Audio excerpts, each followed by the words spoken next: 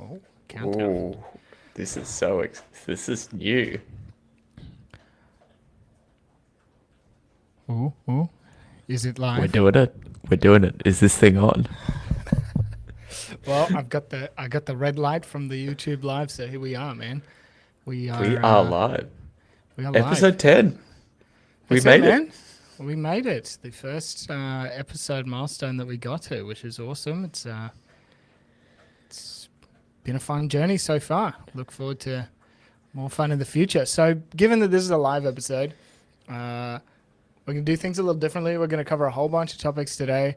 Uh, if anyone is watching this live, which I don't expect them to, given it's only episode 10, we're looking at the chat and all that sort of stuff. If you're watching this after the fact, please subscribe, hit the like buttons, do all that sort of stuff, just so we know to keep making these, because we're having a lot of fun and hopefully getting these videos out to you, guys and And girls. people are enjoying them. People are watching our videos, dude. So it seems, yeah. The shorts, man, the shorts. Who would have guessed? They love them. All right, I mean, starting in the way that we always do, man. What are you drinking? Mate, the usual 5 pour over method, the Palatine being this week, back to the normal time zone. And I'd just like to point out I'm wearing a Maroons hat because they had a great win this week in the State of Origin. And my hair wasn't playing ball today for the live show. Fair enough, man. Fair enough. Well, I have a tropical super sour You're the today. It grossest is human being a alive. whopping. I don't know if that's flipped on your screen or what, but it's a whopping 12%. So I'm gonna have to nurse this one a bit because Tom and I have a meeting after this, so we can't get too wild. Well, And you I have to guess drink a second, so you can't get too caffeinated. Maybe I don't know. not Who possible. knows? All right, man. Let's hit it. Let's dive straight into it. I think you're up first. What is your first short topic for this week? Yeah, so I'm going to, my first short topic this week is called the Kukule problem. And it's this great article, and I shared it in my newsletter. And it was written by Cormac McCarthy, which was the author of the All the Pretty Horses and No Country for Old Men, if you've heard of those films, but he was the author of the book. Um, and it's all about how our brain's relationship with language is incredibly new. So it's such a cool article. And it comes from this quote, which is, and I'll read it out here. August Kukule is probably the best known person to suffer this problem. He was trying to arrive at the configuration of the benzene molecule and not making much progress when he fell asleep in front of the fire and had his famous dream of a snake coiled in a hoop with a tail in its mouth. The Orobus of mythology. I don't know what that word is. And he woke exclaiming to himself, "It's a ring! The molecule is the form of a ring." And the problem is not Kikule's, but ours, is that since the unconscious understands language perfectly well, or it would not understand the problem in the first place, why doesn't it simply answer our questions with something like, Kikule, it's a bloody ring? To which our scientists might respond with, okay, got it, thanks. And so the premise is, why does our mind communicate back to us in symbols and languages and imagery and not, symbols and imagery and not in language? And I think that's such a fascinating idea. Yeah, for sure. I mean, I know we've talked about this a lot in the past about, just different parts of the human brain and how they all talk to each other, and how, given we're such a language-based species, we attribute so much to language, but our brain has so many different centers of understanding and computation, for lack of a better word, that Yeah. all play together. For sure. And I mean, was this in that era where like everybody kind of assumes maybe they were taking some substances to help unlock these aspects of their mind, or is this a purer time? Unsure. But let's go with pure times because, this is a show for the kiddies, right? But interestingly, so we've had language for about 100,000 years, but we've had an unconscious brain for about 2 million years. So 90% of our time, more than 90% of our time has been without language. So our brain has just been unconsciously roaming around, just doing its own thing. So on the scale of things, we're very, very new. Our brain's interaction with language is very, very new. Yeah, man. And it reminds me, last week we talked about the old secret language of Dali and Yeah. Viscutis and things like that. Like, we expect a lot from AI if we've only had language capabilities and hence explainability for such a Yeah. short period of time. Yeah, and so this is the reason why Kukule kind of deduces why we communicate with imagery is that it's just been around for such a short amount of time. Um, It talks about how we're the only mammal with language, and interestingly, like where the you can actually tell our larynx, where our voice comes from, is actually quite different to every other mammal. We're the only mammal that can't swallow and make a noise at the same time, and they believe it's because it's dropped lower. It makes us more susceptible to attack and death via larynx, and also choking on our food. But it means we get more range with our voices. There you go. And so animals have communication and signaling and things like that, but uh, they aren't conscious of it being a language, apparently. They must have asked every mammal or something. Um, but they aren't conscious of the fact that if I say the word, sun, it can mean multiple things at the same time. It can mean the sun in the sky. It can mean the sun hitting my skin. So, Yeah, interesting. Was there any part of you? This is so childish. Was there any part of you that when you heard that you can't make a noise and swallow it at the same time that you immediately thought, "Oh yeah, you reckon?" And just went in to try it? Because I almost immediately did. but what about that thing where you like put water in your mouth and you gargle water? Like, surely you could let a little drip down. Yeah. All right, Well, let's try it here. We're live. Got to do weird take stuff. that, buddy. Disproven. Yeah, good Yeah. stuff. That's cool, man. So conversation over, is it? I don't know. No. Got a couple more things to go through. Another cool fact out of that is that like there's all indications. Like obviously we can never be sure that there's are no other languages out there, black swan kind of thing. But all indication that language has appeared only once and in only one species, and not only that, when it did appear, it spread incredibly quickly. We apparently went from having languages in like thousands of years very quickly on a scale of the human development, and it came so quickly that language has basically just invaded a random part of the brain and just sits in an unused part of the brain, kind of like a parasite. It just went to these areas of the brain that had nothing really going on. Yeah, right. So language is in this weird part of the brain that you wouldn't expect. And have you read Snow Crash, or have we talked about Snow Crash? Anyway, we've talked about Snow Crash. I was almost immediately going to go down that rabbit hole of Snow Crash. It's such a good book. It's the if you're in tech, you need to. It's one of the fiction books you need to put on your Twitter profile so people think you're cool.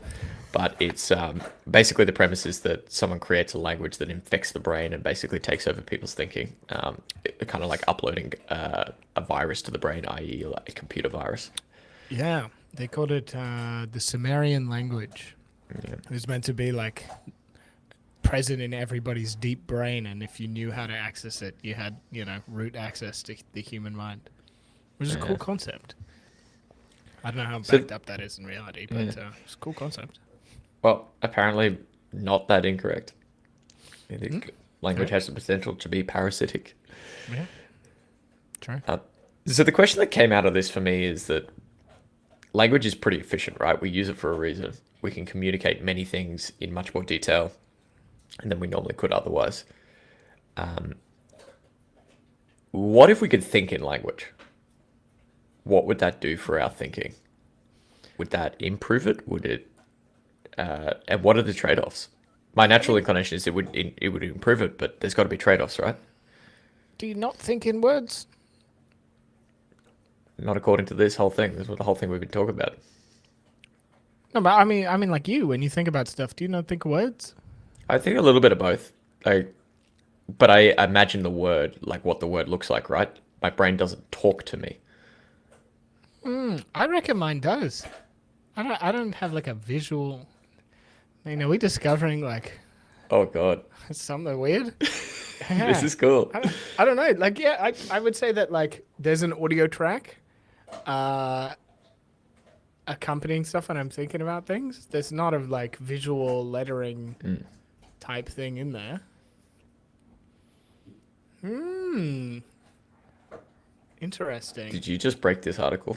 You've broken this article. I mean, maybe. I mean, the question is like, am I the oddball? Yeah. That's why you're, maybe that's why you're smarter, I mean, dumber than me. Yeah, maybe. Yeah. Whichever one of those. Yeah. But no, but I think the point is that like everything is, there is a lot of visual elements to us and we rarely can have a conversation with our brain, right? Like we are not, we aren't too separate. The unconscious can't communicate with the conscious and the conscious can't communicate with itself. There's these experiments where they remove that center part of your brain and people can't even, the brain can't communicate with itself anymore. Imagine if you could literally have this dialogue that we're having with your own brain once a week. Yeah, and I mean, it does make the whole introspection idea quite interesting in that, you know, there's a lot of these ideas in like Buddhism and mindfulness and things like that, which is like, you know, there isn't one self, there are many selves. And I think this idea of the language center in the brain and the visual center and that experiment cutting the brain in half really goes to show that like we probably overly bias towards the language part of our brain, but it's recent, it's not magic, and it's kind of a small part of it. And yeah, you're right. Like, how would you, you know, let the language part just take a rest and try some other things? You know, Yeah, so if we could, vision center says. yeah, so I think that if we could have these conversations with ourselves, I think it probably on a whole would turn us into better thinkers in certain areas. But I suspect that we would lose something like, let's call it creativity, right? Like my feeling is that the problem solving aspect of the brain, which generally benefits from dialogue and exploration with other people, would improve. But almost the hammock brain that we've talked about a few times, where you're just sitting there waiting for it, that would decrease. So it'd be an interesting trade-off to see. Yeah. What would we get? Yeah, for sure. I mean, my thoughts on this is that like a lot of the language benefit is that we can very specifically subcategorize things with language, whereas I think a lot of the other methods for categorization are a lot more blurry and continuous. You know, it's like the old Theseus's ship about replacing parts and, halfway between a chair and a table. What is that? I think the visual center of our brain is like, whatever. But the language center of our brain is like, I don't have a word for that. And therefore it's not a thing. Yeah. So yeah, maybe you get specificity in exchange for acuity. I don't know. Bring back the bin chicken example. Do it. More bin chickens. Bin chicken. Yeah. Oh, there you go. That's cool. Good article. Yeah. Well, let's put a pin on that one there. But it was a great article. Obviously, be in the show notes. And indeed, if we can work out how the show notes work with the live show. Side notes in it. There's a beautiful image of some of the cave paintings in France, which were some of the or in Africa. I can't remember. It was some of the oldest in the world, and they're just really nice to look at as well. So maybe we'll flash them up on the screen in a short while we're here. Yeah. Ta-da. Awesome, man. I mean, okay, on to my first topic of the day. This one was sent to me by a friend of ours. I don't know. I didn't ask if I could name them on the stream, so I'm not going to, but I'll tell you who it was later, Tom. But it's a study that got a write-up in the New York Times about a rectal cancer study that was looking at checkpoint inhibitors. And the awesome thing about this study was that of all the patients that went through it, they all had complete cancer remission, which is, for those people, what an amazing outcome to get complete remission after. How big was the study? So it wasn't big. So this is one of the criticisms, and it's a fair one. It was like 18 people. I think 12 went into active treatment, and 6 were excluded or are still going. But it was patients that had rectal cancer. They got put into this study prior to any other forms of treatment, with the follow-up plan being if this didn't work, they'd just get their normal treatment regime. But after 6 months of this drug, they all went into complete remission. And it's pretty awesome. I mean, yeah, as we said, it's a small study, so we're going to need to replicate this long before it becomes a standard of care. Another sort of gotcha is that they were taking doses every 3 weeks for 6 months, and it was $11,000 a dose. So, Oh, that means it'll be like $100 at every other healthcare system in the world. well, yeah. Come to Australia and you can get it for 50 cents. You get it across the border from Canada for $2. Yeah, exactly. But I mean, it's really cool. So it was. There were some side effects. They were all in that sort of lower side effect, manageable side effect category. But it's really cool to see this happen. And one of the really interesting things was the researcher who ran this trial. They were very keen to test this sort of class of drug, these checkpoint inhibitors, on rectal cancer. And they asked all of these different pharmaceutical companies, hey, do you want to run a trial that were making these drugs? But nobody wanted to do it. Because if you run this trial and the patient gets through 6 months and the treatment doesn't work, there's a chance that they've missed their window for intervention. So it's a tough one to run. It's a tough one. It's a tough one to run. And interestingly, the pharmaceutical company that agreed to run it was a small pharmaceutical company that was like, yeah, look, we'll do it. You seem to know what you're doing. You know how to run these trials in a way that, the risk is minimized. And then that company got bought out by one of the major pharma companies. I think it was GSK in the end. And the researcher after the acquisition was like, hey, by the way, we have this agreement for this trial. You're going to stick to this, right? And luckily they did. So, yeah, GSK. Very cool study. So it's a beautiful story of people having their cancer cured and drug companies just doing the right thing. Yeah. Look, big pharma has its drawbacks, but it does good stuff for people. So what's the meta excitement for you about this, other than people just had a great outcome and in a new technology? Like what excites you about this? Yeah, so look, I'm no expert in this particular class of drugs, or really any class of drugs, to be honest. But I think we're starting to see, I don't want to call it a new wave, but kind of a new wave of cancer drugs coming through, sort of, these immunotherapies, these, radiotracer-bound pharmaceuticals. It's not personalized in the sense that it's individualized, but it's extremely targeted medicine. And to me, that's just fantastic. So, we've mentioned this a few times. Tom and I work in a cancer company. We diagnose men with prostate cancer. We are co-founders. I got that feedback from one of our listeners that they weren't sure. Oh, yeah. We are the co-founders of said company.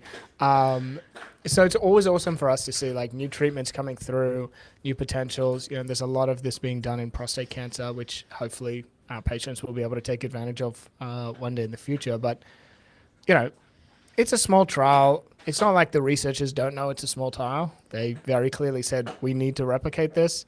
But it's had a lot of press coverage. And look, for those 12 people, and hopefully the other 6 to make up that 18 that the New York Times mentioned, this is a massive change. Their life is so much better as a result. And rectal cancer, gets some quite young people sometimes. So, there's a lot of healthy life in front of these people, which is just fantastic. What I love about this space is that every single year there seems to be, I'm going to get the number wrong, but 10 to 50 of these trials where there's fantastic results for an incredibly small group of people. And it makes me believe that there isn't a cure for cancer, but there's probably a cure for your type of cancer out there somewhere. And to the point that another health tech company in Australia run by one has started a company that they're helping these patients find all these clinical trials across the world.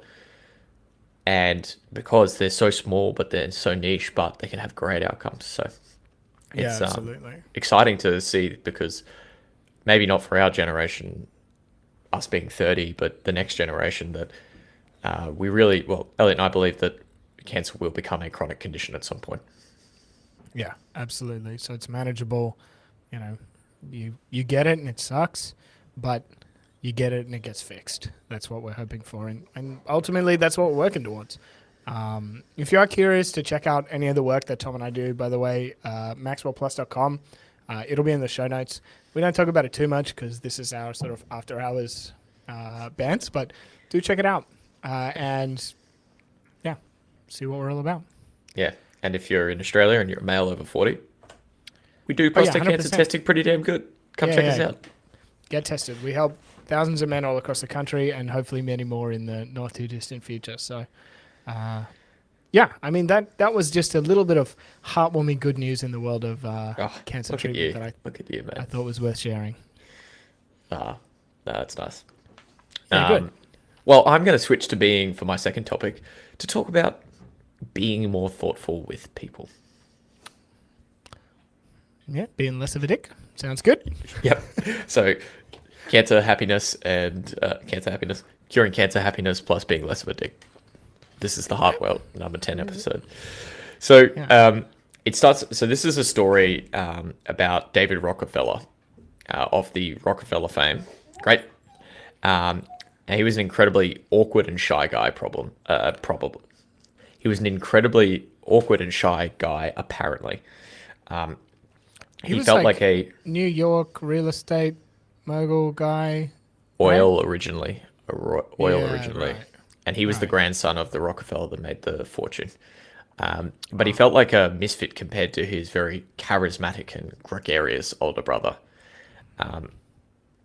But he realized early on during the war, World War II, where he was stationed somewhere and other things, that being a thoughtful person that knew a lot about people, remembered people, served him well. And he went about and created this incredibly meticulous system and meticulous set of notes on everyone. And over 50 years, he created 200,000 notes over 100,000 people. And he did this in the, he served in World War II, so you know the time frame. Yeah, this is like pen and paper type notes. Pen and paper, a typewriter, kind of like punch cardy, almost things. And because he was a Rockefeller, he could make his own system. And he made his own, apparently it filled like a large closet, all the punch card index cards. And he kept notes on everyone from JFK to the janitor. Anyone he met, that was his thing. And he said his system was his reason for his success. And obviously there's a huge amount of nepotism obviously available to the guy, but he did end up becoming quite a successful CEO and president of, I think it was Citibank, but one of the major US banks, right? And he ran it quite well. So look, I'm sure, anyway, we're not here to comment. Oh, Mac wants to join the live show. Ooh. You're going to cut this out, right? Yeah. And anyway, so this was on this thing across, and this article that came across, and this article was talking about how being conscientious is both an objective and subjective way to excel in life. Being it's a trait to do that leads to success in life. So for definitely our listeners and not me, can you define the word conscientious? I have a vague feeling of what it means. Okay, this is the point of the article. You've hit onto it perfectly. I was going to be like, okay, being conscientious, I know what that means. That sounds like being conscious of other things, of people. And I was like, okay, you know what? I took this at face value and I was like, I'm gonna be a more thoughtful person. I'm gonna be more conscious of other people's. And I jumped into this study that was beneath this that this article had quoted. And I looked for the definition of conscientiousness. And conscientiousness, the psychological definition of conscientiousness, is individual differences in the propensity to follow socially prescribed norms for impulse control, to be goal-directed, planful, able to delay gratification, and follow norms and rules. Which is not what I thought conscientious meant. No, that sounds more like avoiding social faux pas. Yeah, but it's also like impulse control, goal-directed, and able to delay gratification. It's all about am I an organized person that can plan? Yeah. It's like, have I got my shit together? Invented by the US military? Yeah, Like, maybe. But so standard this, line. it, Yeah. and I also learned that there's these thing called the big five traits that were invented in the 40s. One of them is called agreeableness, which is just like so 1940s, which is like, do people like you? Anyway, so I jumped into. So turns out being conscientious just means, are you an organized person? It doesn't mean like. Whereas this article makes it sound like if you take notes on people and you think about them and you're thoughtful about them, to the extent that David Rockefeller you'll have a really successful life and you'll be like David Rockefeller.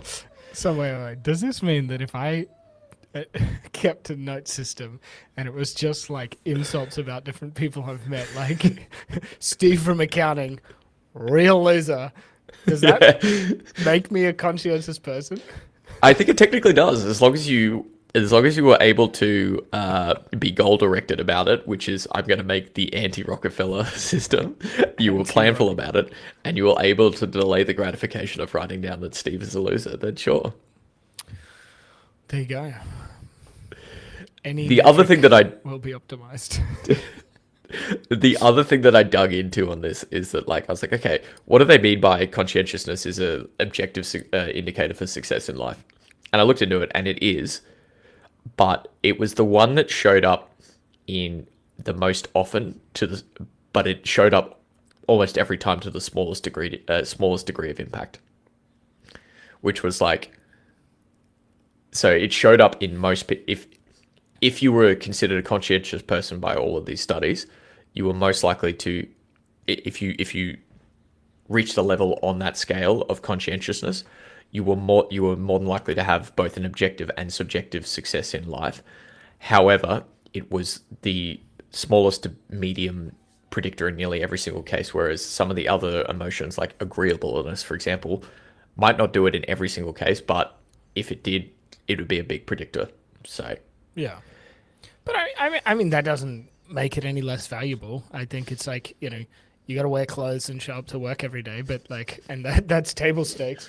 But stuff like this, I mean, over a long enough period, 1.01 and 0.99 exponentially, compounding, look very different after 200 iterations. Yeah. And so the reason why I brought this up is because you and I have always talked about many times about keeping a system of notes on people. Yes. And I think I'd always quoted, because I'd read this article a few times, and I'd always quoted this article as being like, this is why you should keep notes on people and stuff like that. And I think the answer is really boring, where it's like, you probably don't need 200,000 notes in your life to be successful on 100,000 different people, and you probably don't need to keep it on JFK because A, he's got a wiki page, and B, you're probably never meeting him again, and you probably don't need to keep it on the janitor because, like, you're not inviting them to your kid's birthday because you don't hang out with them that much.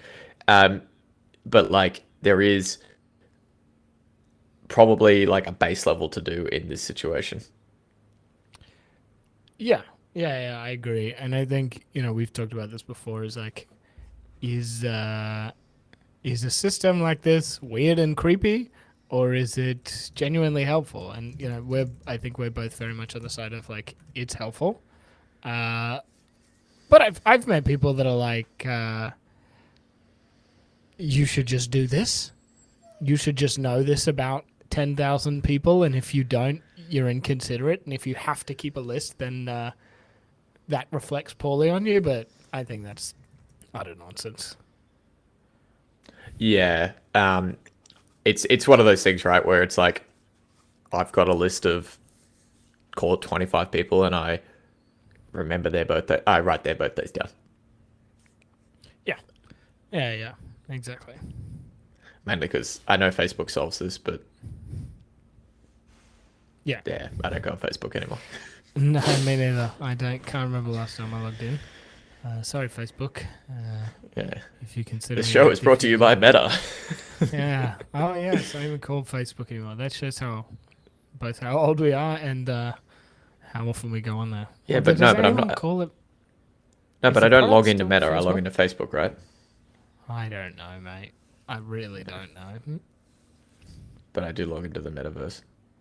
Yes, true. Yeah, good. Shall we move on to topic number 3? Yeah, let's do. My video seems to be lagging. Yes, if you're experiencing the same lag on the live stream, I don't know what we can do about that. Hopefully, it's not too bad. Let's This is our first red hot go of it. I can still hear let's you roll nice with and it. clearly. Can you hear me nice and clearly? Crystal. All right. Well, with that lovely interlude of "Can you hear Elliot / Tom?" My next topic is one that actually came out today. So this is fresh off the press. This is very cool, and Doug. it's a research project out of Japan where these Japanese robotics researchers created a human-like synthetic skin. And it's kind of weird and kind of gross, but they made this sort of 2-layer synthetic skin to sort of test automatic sort of like self-healing properties of this material and water repellent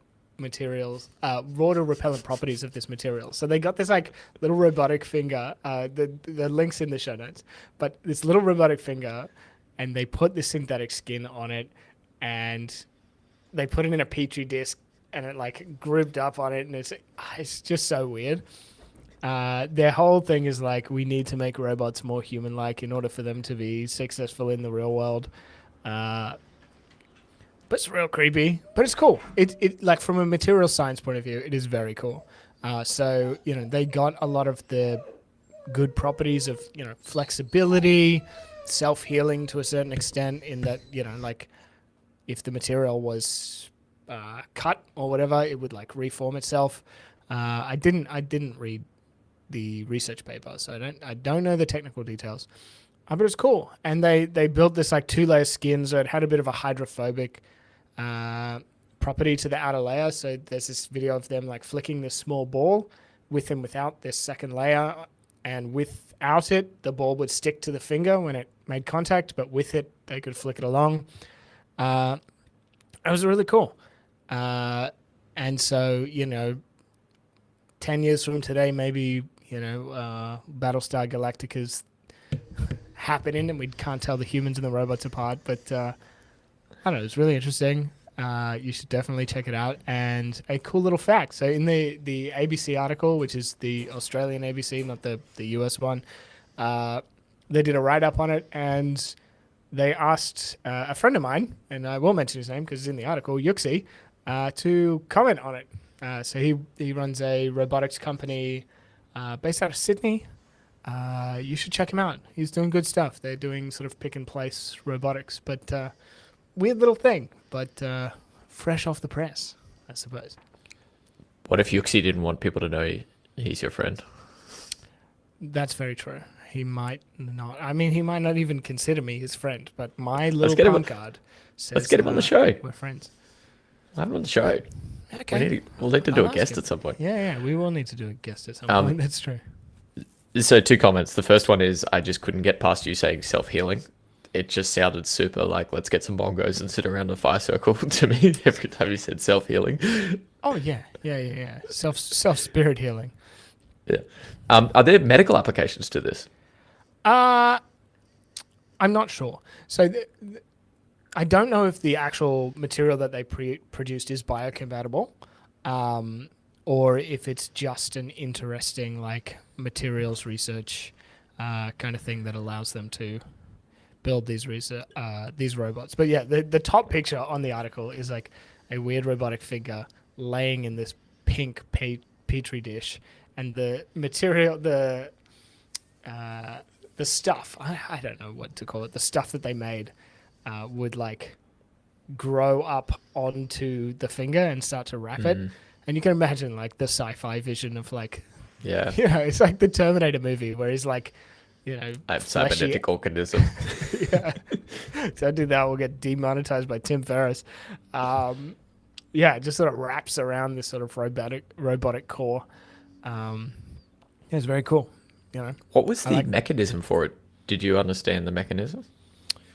Like I don't know enough of material science. Is it biological or inorganic? Uh, I think, Which is technically incorrect because I assume it's carbon based, but you know what I mean. yeah. I think it's an organic material. Um, I don't know how they synthesize it though. It was all lab created, and I don't think it was like lab grown human skin cells. I think it was more of a materials engineering project in that they Yeah, like so it yeah the surface tension makes it forms to surfaces, not its cells. The cell's purpose is to form around yes whatever object touches it. yeah from what I can tell, and we'll link to both the article and the academic paper, which is in Matter, which is a subset of the Cell Journal. So for the more nerdy of our listeners, you can have a look there and see what's going on. And we'll have Yuxi on the show someday. Yeah. I'll hit him up, see if he's keen to talk about what he's doing, because it's good stuff. The pick and place stuff. They won the Amazon pick and place competition probably around the same time that we started Maxwell, so about 6 years ago now. He was Really at cool. QUT at the time, and now they've commercialized that. I think it's called Lyro. I don't know how you spell that, but it'll be in the show notes. It's good stuff. They're doing like Awesome. fruit picking and all this sort of stuff now, like on conveyor belts as opposed to like reaching up and grabbing trees. But yeah, it's good stuff. It's good stuff. Awesome, mate. We're Oh. burning through it. We might have to. We'll have to pick up the ones in the tank. I've got a couple that we can run through if we run out of time. But let's keep going. So my next one is called collective restoration. And it comes from Speaking of bloody bongo drum song circles, yeah. Speaking of self-healing, let's have some collective restoration. And I'm actually just going to use this segment to meditate with all of you here on the live show. In and out. Yeah. So the crux of this is that holidays are good, but holidays are even better when we all take them together. So next time you're sitting there on a busy beach during summer holidays and you're cursing at everyone being there at the same beach as you and ruining your family experience, remember this fact that it's actually better that everyone is there rather than you by yourself. I have like 8 million questions, so this seems like a great topic. Good. I mean, why? What's the reasoning for why it's better? So there was a Swedish study done, Sweden. and it was over like 150 months, which is kind of decade long.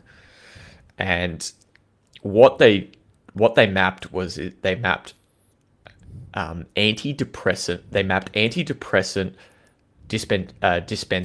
dispensing.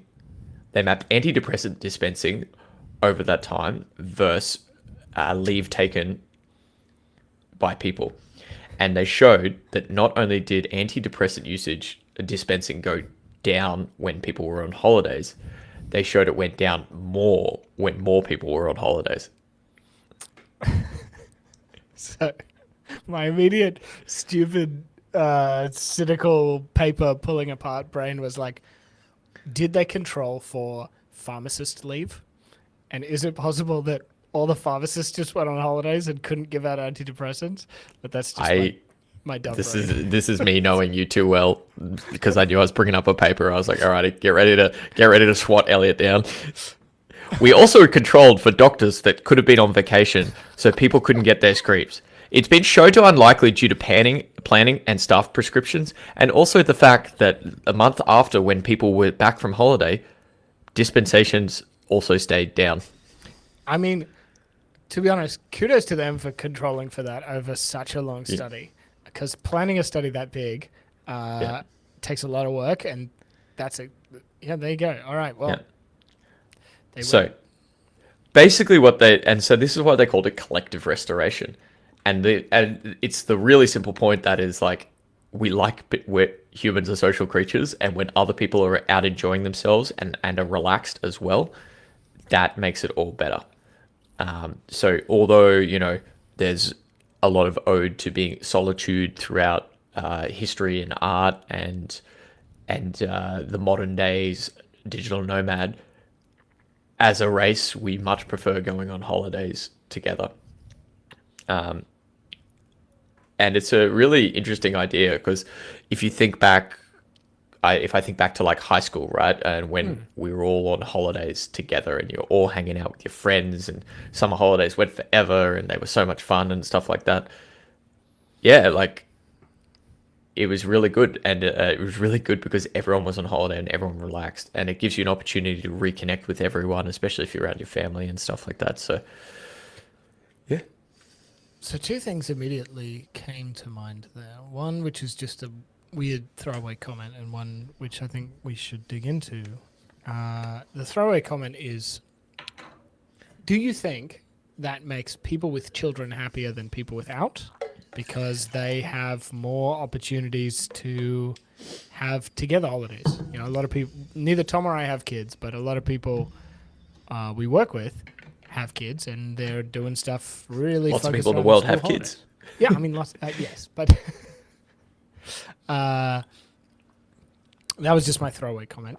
But the other one, which you know, is sort of hot off the press, so to speak, is there seems to be a lot of trials, including one started just recently in the UK, of a 4-day work week. And I would be interested to know in the long term, and I don't expect you to answer this,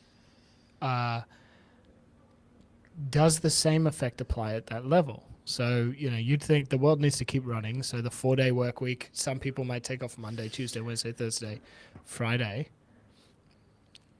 Does that make a difference? And it'd be interesting to see. So we have a historical example to show that the 4-day work week will probably only work if enough people have the 4-day work week. Interesting. So there's like a critical mass. Yes. And so this was done during the Soviet era when they were optimizing everything. And what they tried to do was they tried to keep the factories running longer and give people more time off so they were more rested to be able to work harder during that time. And they came up with a system of, and it was like definitely baked in a world of like trying to control people having fun, like the, you know, the early 20s to 30s kind of did. And they gave people 4.5 days of work instead of 5. So they gave them an extra half day off. But every society was divided into 5 groups, A through E, or whatever it is in the Russian alphabet. And you would start, A would start on Mondays, B's would start on Tuesdays, C's Wednesday, etc. And you would overlap, and it would keep everyone, meant the factory would be running 7 days. But more people would, so the factory would be running a lot longer, but more people would have time off. But what ended up happening, and then they did it as well with everywhere. Like they did it everywhere. It wasn't just factories. They did it in hospitals. They did it in schools. And what ended up happening is like families, like dad would be in group A, mum would be in group B, and the kid would be in group C. And none of their days would line up. And what ended up happening is the people would end up going, basically drinking more. They would end up at the like local pub more, at the local, I assume, vodka bar more, and be drinking in that more than if they were all off at the same time. Church participation went down because not as many people, like church was a big part of socializing as well, because it's where everyone gathered at the same time. Not only were not everyone on that day, but also people just didn't go because there weren't as many people there. So it will only work if enough people have that time off too. Yeah, and that is both in your friendship circle and in your family unit. Yeah, I assume some autonomy is also needed. Like, I don't know if the USSR was as as lenient with letting people pick their own days, but yeah, interesting. So if something like, you know, a huge employer like the NHS here in the UK, right, which is the 5th largest employer and the biggest employer outside of China in the world, if they went, right, everyone does 4 days, that might be enough, right? Like, that might be enough. Obviously, they can't because they're hospitals, but if they said, right, we only work Monday to Thursdays from now on, or if, like, the public service in a country said, yep, we do 4 days now. So if you're on the team 4-day work week, I believe you need to get your colleagues on. The only way to get it for everyone is you need everyone to want it and get on it too, because otherwise it just won't be that much fun. And interestingly as well in history, the paid leave, right? Like, we all have time off together in summer holidays. Well, they used to not have that because people used to not travel as much, but they used to have so many more public holidays. Like the Romans, like, there's generally like 180 days in the year of work if you do the 5-day week. If you do the 5-day week and 4 weeks of leave or something like that, there's about 180 days of work in the year. It's about half. The Romans didn't have any holiday and they worked 6 days per week, but they had so many public holidays that they only worked about 150 to 170 days per week on average. There you go. And they were always like, everyone takes them on the same day. So public holidays, I think public holidays are extra special for after reading this, not only because it's a fantastic, 4-day week, but it's also because everyone takes them. Everyone takes them. Yeah. Not everyone, but... Yeah, I mean, it makes a lot of sense, Yeah. Especially, like, within the family unit or, like, even couples or whatever else, like, just having that extra day off together it's nice. You get to hang out and do stuff and... Restore collectively. Sit around in your drum circle, build your self-healing robots, and discover the Sumerian language and reprogram each other's brains, right? Yeah, and be more thoughtful, more conscientious. Yeah. Write notes on your neighbors. Weird. Alrighty. That's cool. It's a cool one. That came from 4,000 Weeks. Good, yes. Tom and I are going to eventually do a couple of bonus episodes being book reviews. First book that we're doing is 4,000 Weeks. I've read it in the past. Tom's reading it for the first time. I'm going through it again on Audible on double speed, just to update my notes. But you can look. That seems very anti to the book. It's a refresher.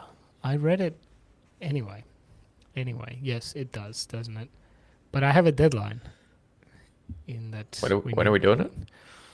Next week? Yes. Anyway, I'm good to go.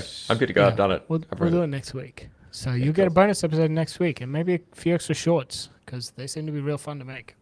Yeah. Anyway, shall we move on to topic number 5? 6. I think it was. No, I've done 3. So you're 6.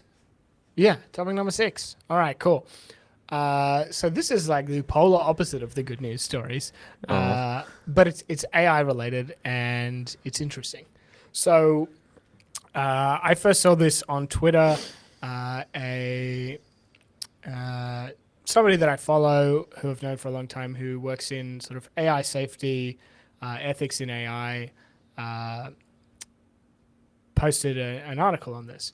So it was a AI model, which was a version of GPT-3, same architecture of GPT-3, which is that text generation model that we've talked about on the show before, trained solely on content from 4chan.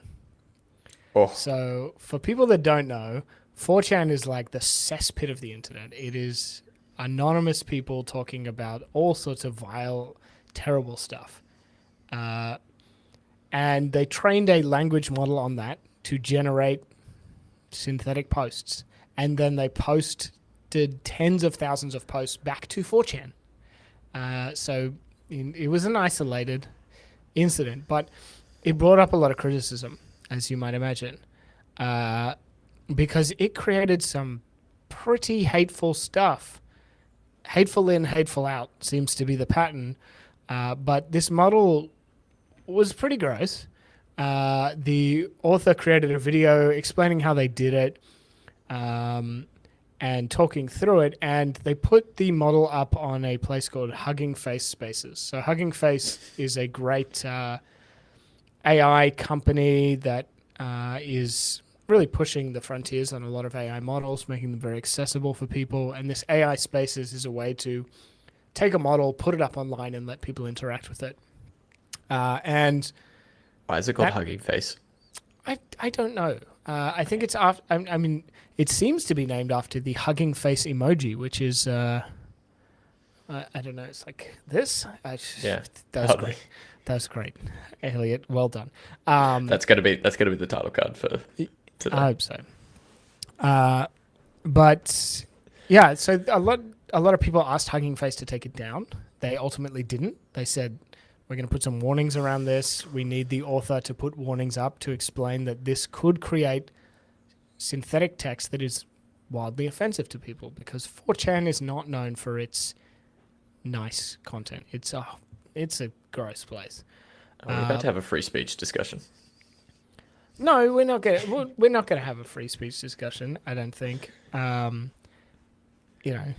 Space can do whatever it wants. It's its own platform. But what was really interesting was it sort of started to bring up conversations that we talk about, and Lauren, who was the one that posted this, that I saw it from, talk about a lot, which is ethical research. So we're in the medical field, Lauren's in the medical field. And to do sort of research on humans that potentially has an influence on humans, so especially prospective stuff or live stuff, you go through an ethics review because you need to minimize potential harms down the line. But you don't if you're just building a model and putting it up on the internet. The internet has no ethics review. So it started a lot of discussion around, should there be one? Who should be allowed to do this? Who shouldn't be allowed to do this? And so on. Which I think is a pretty fresh set of discussions. Who should be allowed to put these models up? Who should be allowed to have access? Who should audit whether these models are allowed to be trained or released or anything else? Which, borders dangerously close to a free speech discussion. And I don't know, it's not for us to decide really.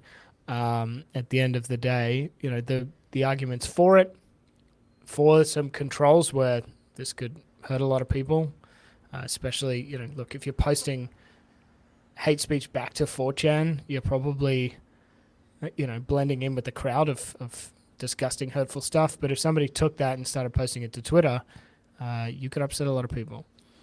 On the other side, it was just an AI model. It's shit that's on the internet anyway. Whatever.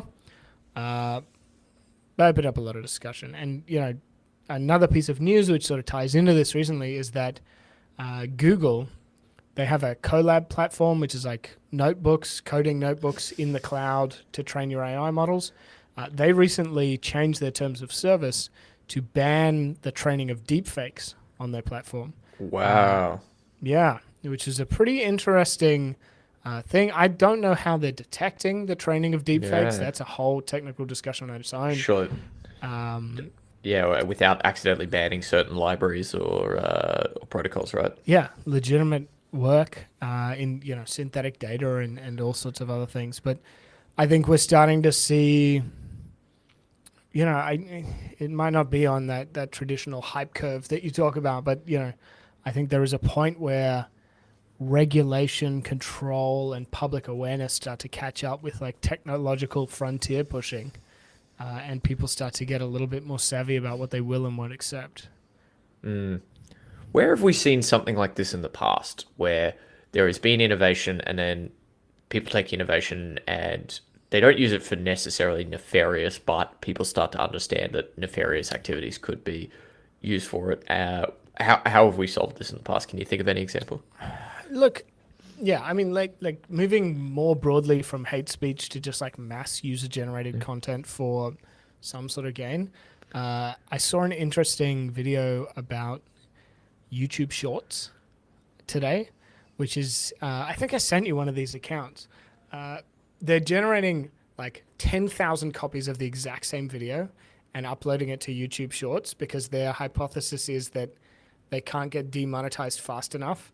And there's like bots following other bots that are doing the same thing. And these people have like hundreds of thousands of followers because they can generate sort of generic algorithm tricking content that may net them some money. And, it's not exactly the same, but to me, it's in the same vein. It's like mass content generation put out on the internet and just polluting the internet effectively. I mean, look at SEO spam and Elon's whole thing about Twitter bots. It's, we can make content at almost zero marginal cost and push it to these platforms, which means that there is going to be signal and noise. And, if I can take a quick sci-fi sidebar for a second, There's a book called Anathem, which is sort of a I don't know. I won't ruin it. It's a good book. You should read it. But one of the things in that world is that on their internet there has been so much just like noise and companies fighting each other to just pollute the internet with conflicting information, that there are people whose whole lives and whole careers is about filtering out the signal from all the noise and being able to differentiate between just like bullshit and real stuff. And I think in many ways, like, we might be approaching that sort of future. Yeah, well, two things. First is, I think if we think back to discussion boards in the, like, let's call it the early 80s, like when the internet was a thing, right?